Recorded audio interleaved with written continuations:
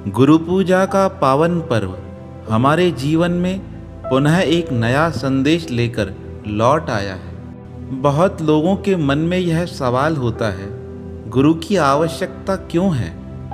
तो मैंने कुछ दिन पूर्व एक कहानी पढ़ी थी।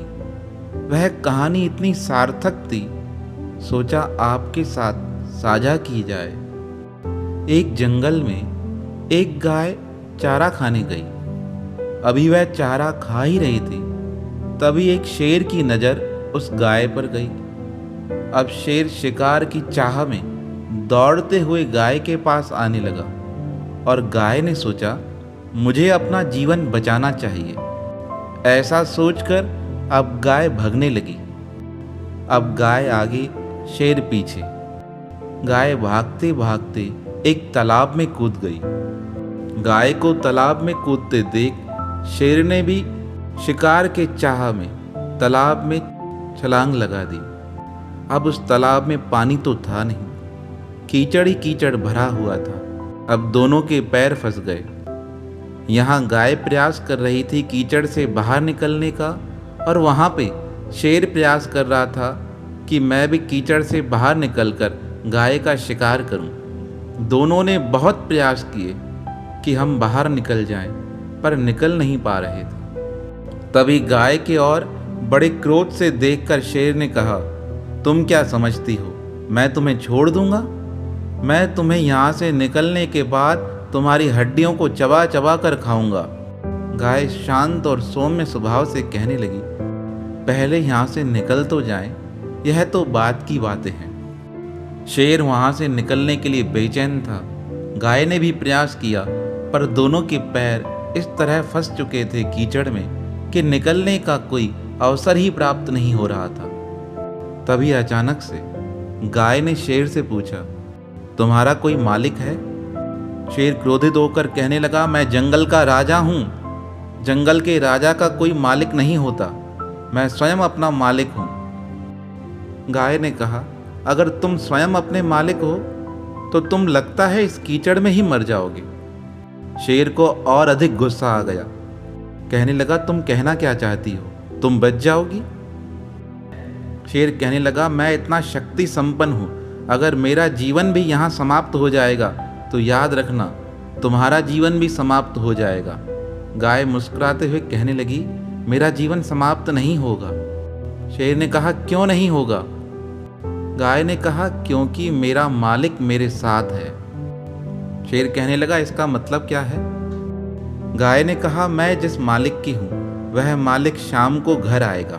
घर आकर वह मेरी संभाल करेगा। मैं उसे नहीं मिलूंगी तो वह मेरी खोज में इस तालाब तक आएगा। मैं उसे आवाज़ लगाकर पुकार लूंगी, वह आकर मुझे निकाल देगा। शेर ने कहा, कभी ऐसा भी होता है? गाय ने कहा, इंतजार करो। शाम का समय हुआ, मालिक घर पहुंचा। उसने अपनी गाय को नहीं देखा। वह ढूंढते हुए तालाब के किनारे आया। उसने आवाज़ लगाई। गाय ने अपने मालिक की आवाज़ पहचान कर उसे आवाज़ दी। गाय का मालिक तालाब के किनारे आया और उसने बड़े प्रयास से गाय को बाहर निकाल दिया। गाय बाहर निकल आई और जैसे ही मालिक के साथ जा रही थी, बाघ की ओर देखकर कहने लगी, काश तुम्हारा भी कोई मालिक होता तो तुम भी बच जाते। गाय को मालिक के साथ जाते देख शेर के मन में पश्चाताप होने लगा। वह सोचने लगा, मेरे पास शक्तियां तो अनंत थी, पर मेरे ऊपर कोई मालिक नहीं था। अगर कोई मालिक मेरे पास भी होता तो वह भी मुझे कीचड़ से बाहर निकाल देता। आप इस कहानी का भाव समझे। शेर के पास शक्तियां तो अनंत थी, पर उसे संभालने वाला कोई मालिक नहीं था। और गाय कहाँ निर्बल थी, पर उसके ऊपर मालिक का हाथ था। तो बहुत लोगों के पास समझदारी, शक्तियां अनंत होती हैं, पर उन्हें नियंत्रण करने वाला कोई नहीं होता। और जब कोई नियंत्रण करने वाला मिल जाता है तो हमारी शक्तियां हमें भटकाती नहीं, हमें बचा लेती हैं। जब कोई मालिक, कोई गुरुदेव हमारी शक्तियों को संभालने वाला मिल जाता है, फिर हम संसार की कीचड़ में फंसते नहीं। फिर वह गुरुदेव संसार की कीचड़ से हमें निकाल देते हैं। आप इस कहानी का भाव समझे कितनी आवश्यकता है जीवन में गुरुदेव की। मालिक होता है तो शक्तियाँ भी नियंत्रित हो जाती हैं। हमारा जीवन कितनी भी बड़ी मुसीबत में पड़ जाए वह हमें आकर बचा लेते हैं। महाभारत का बड़ा ही पावन प्रसंग है। अर्जुन और कर्ण का युद्ध चल रहा है। आज कर्ण ने निश्चय कर लिया, या तो मैं अर्जुन को मार दूंगा या आज मैं स्वतः ही युद्ध में वीर गति को प्राप्त हो जाऊंगा। अर्जुन भी युद्ध के लिए तत्पर थे। दोनों के मध्य लड़ाई हो रही थी। तभी भगवान श्री कृष्ण को एक लीला सूझी। उन्होंने अर्जुन के रथ को कर्ण के रथ के सामने से हटा दिया। अर्जुन कहने लगा, भगवान यह क्या कर रहे हो? मुझे कर्ण के साथ युद्ध करना है और युद्ध में पीछे हटना कमजोरी है, ताकत नहीं है। पर भगवान श्री कृष्ण ने अर्जुन की बात सुनी नहीं। अर्जुन कहने लगा, मैं योद्धा हूं, युद्ध में पीठ नहीं दिखा सकता हूं, आप मेरे रथ को स्थिर कीजिए। पर भगवान ने एक भी बात नहीं सुनी। सुबह से लेके दिन तक भगवान श्री कृष्ण पूरे युद्ध स्थल में अर्जुन के रथ को घुमाते रहे। अर्जुन कहने लगा, भगवान आपकी यह लीला मुझे समझ नहीं आ रही है। आप ऐसा क्यों कर रहे हैं? आप देखिए, कर्ण मुझे ढूंढ रहा है, वह मुझसे युद्ध करना चाहता है और मैंने भी प्रण किया है, मैं आज ही कर्ण को मारकर उसके जीवन लीला को समाप्त कर दूंगा। अर्जुन की बात सुनकर भगवान ने कुछ क्षण के लिए रथ रोक दिया। कहा, अर्जुन यह बात मुझे भी पता है, पर मैं तुम्हें एक बात बताना चाहता हूँ। आज जब कर्ण युद्ध के लिए तैयार होकर घर से निकला था तो उसने अपने शरीर की इतनी शक्तियां एकत्रित की थी जिनके खिलाफ युद्ध करना तुम्हारे लिए संभव नहीं था। इसलिए मैं यही चाहता था, कर्ण अन्य योद्धाओं से युद्ध करके अपनी शक्ति को समाप्त करता जाए। जब वह तुम्हारे सामने आए तो वह शक्ति क्षीण होने लगे। उसके उपरांत जब तुम कर्ण से युद्ध करोगे तो कर्ण अवश्य मारा जाएगा। इसलिए आज सारा समय मैं युद्ध स्थल में अपने रथ को घुमाता रहा। अब वह समय आने वाला है पार्थ, कर्ण तुम्हारे नजदीक होगा, तुम उसे मारकर उस पर विजय प्राप्त करना। भगवान श्री कृष्ण की यह बात सुनकर अर्जुन रथ से नीचे उतरा। भगवान श्री कृष्ण के चरणों में प्रणाम करके कहने लगा, हे भगवान, आपने सही कहा। आज जिस प्रकार कर्ण मेरे साथ युद्ध कर रहा था, थोड़े समय के लिए मैं भी भयभीत हो गया। पर हे गुरुदेव, आपने मुझे उस युद्ध के भयानक परिणाम से बचा लिया। पहले तो मुझे मन में संशय हुआ, मैं योद्धा होकर भी रथ पे क्यों भाग रहा हूँ। पर अभी आपने इस रहस्य को खोला है तो मैं समझ गया कि मेरी रक्षा के लिए ही आपने यह प्रयास किया है।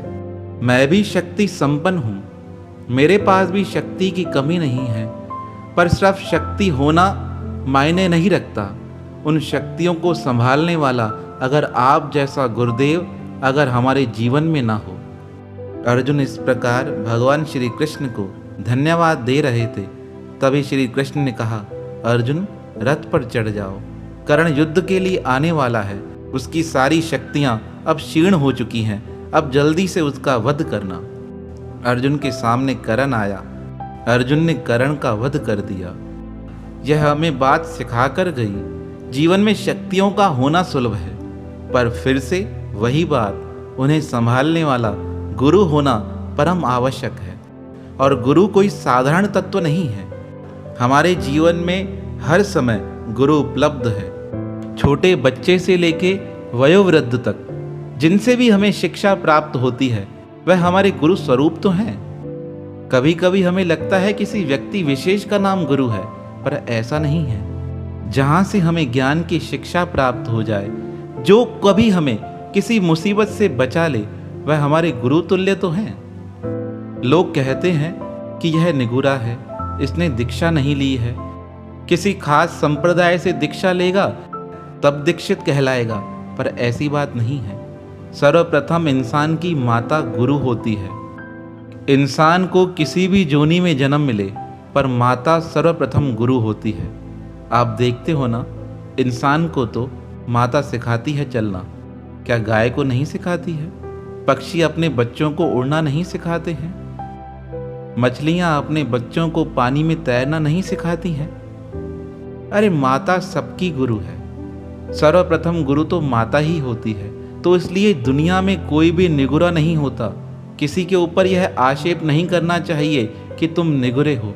हाँ, इंसान निगुरा तब हो जाता है जब वह माता की आज्ञा नहीं मानता है, अपने पिता की आज्ञा को टाल देता है, अपने गुरुजनों की आज्ञा का तिरस्कार करता है, जब वह प्रेम करने वालों की आज्ञाओं को उल्लंघन करके अपने मन के अनुसार गलत मार्ग को पकड़ लेता है, तब वह निगुरा हो जाता है। वैसे तो हर कोई जीव गुरु कृपा से दीक्षित ही होता है, क्योंकि जीवन में गुरु का तत्व बड़ा गहरा है। और गुरु होता क्या है, इस बात को भी हमें समझना चाहिए। आज के जमाने में हमने गुरु तत्व को एक देह विशेष तक सीमित बना के रख दिया है, लेकिन गुरु तत्व अति संपन्न और विशाल है।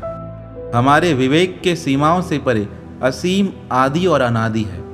इसे हम एक व्यक्ति तक सीमित बनाकर नहीं रख सकते हैं, क्योंकि व्यक्ति के व्यक्तित्व में अनेक बुराइयां छुपी हो सकती हैं, परंतु परिपूर्ण गुरुदेव में नहीं। गुरु वह नहीं जो सिर्फ नाम की दीक्षा दे अनेक शिष्यों की फौज तैयार कर देता है।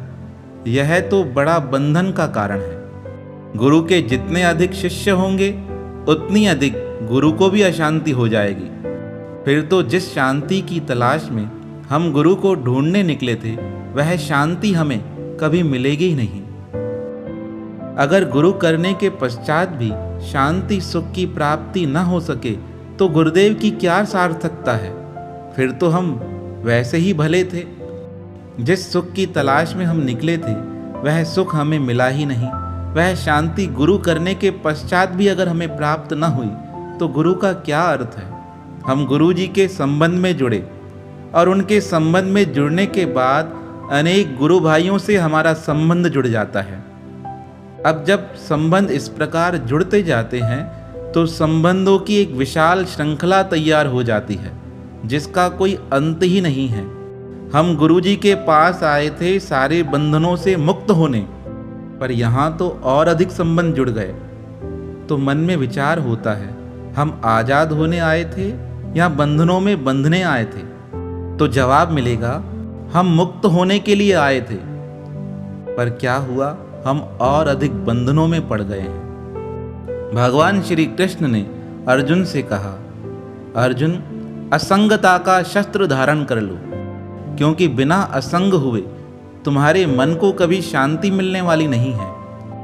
और जब तुम असंगता का शस्त्र धारण कर लोगे ना, तो तुम्हारे मन में किसी प्रकार का कोई भय नहीं रहेगा। जिस प्रकार जंगल में जाने वाला व्यक्ति हिंसक पशुओं से बचने के लिए अपने साथ अस्त्र शस्त्र लेकर जाता है, उसी प्रकार इस जीवन के गहन जंगल में सुखपूर्वक जीवन व्यतीत करने के लिए हमें असंगता के शस्त्र को धारण करना पड़ेगा, जिससे कोई दुख हमें स्पर्श न कर सके। अब सवाल यह है, यह असंगता का शस्त्र प्राप्त कैसे होता है? असंगता का अर्थ है हर किसी के संग से रहित हो जाना।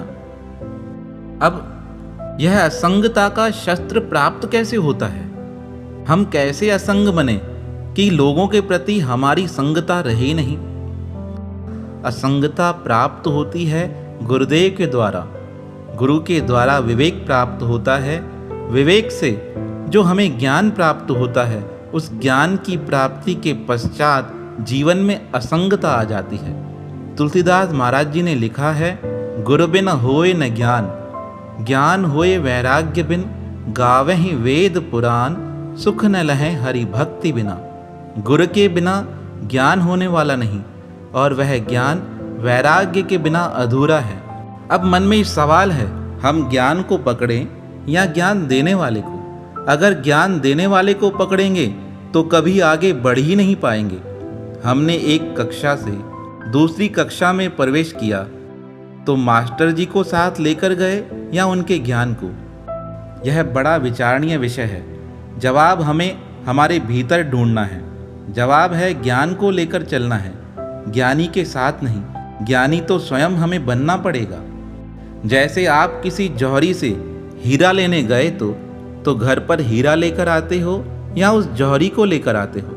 अवश्य हीरे को लेकर आते हो, क्योंकि आपको ज्ञान है यह हीरा आपका है, हीरा बेचने वाला नहीं।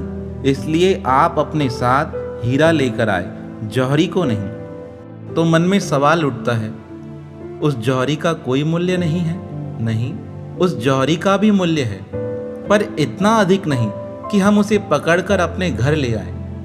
यही बात हम गुरु शिष्य के संबंध में घटित करके देखते हैं। गुरुदेव ने हमें जौहरी के समान मंत्र रूपी हीरा दे धनवान बना दिया। जौहरी तो फिर भी पैसा देने पर धनवान बनाता है, पर गुरुदेव ने तो बिना आशा रखे हमें अपने आत्मस्वरूप का ज्ञान दे धनवान बना दिया है। ज्ञानी और धनवान बनने की प्रक्रिया गुरुदेव के सानिध्य में ही घटती है। इस कारण से गुरुदेव को ब्रह्मा, विष्णु, महेश तीनों देवों के नाम से पुकारा जाता है। गुरु ब्रह्मा, गुरु विष्णु, गुरुदेवो महेश्वरा, गुरु साक्षात परब्रह्म, तस्मै श्री गुरवे नमः। जिस प्रकार ब्रह्मा जी सृष्टि का निर्माण कर विकास कार्य करते हैं, उसी प्रकार गुरुदेव हमारी आत्मा को अज्ञान के नींद से जगा हमारे आत्म निर्माण का कार्य आरंभ करते हैं। विष्णु के समान गुरुदेव हमारी आत्मा को ज्ञान से पोषित कर उसे परम तत्व से परिपूर्ण बना देते हैं, और भगवान शंकर के समान श्री गुरुदेव हमारे मन में उठने वाली अनंत वृत्तियों को आत्मज्ञान में लीन कर हरि चिंतन से हमारा संबंध स्थापित करा देते हैं।